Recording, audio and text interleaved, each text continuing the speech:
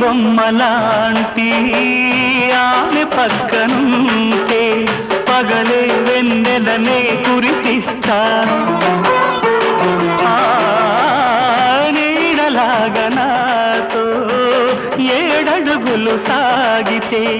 ఇలలో స్వర్గంనే సృష్టిస్తా రసరమ్యం ఆ రాగ విలాసం రసరమ్యం ఆ రాగ విలాసం వసివాడదు అది ఆ జన్మాంతం అందమైన నా ఊహల మేడకు ఆవిడమణి దీపం అంది అందని నాశలకు ఆమె ప్రతిరూపం ఆ తలపే నా ధ్యానం ఆ అభినవ దేవత నా ప్రాణం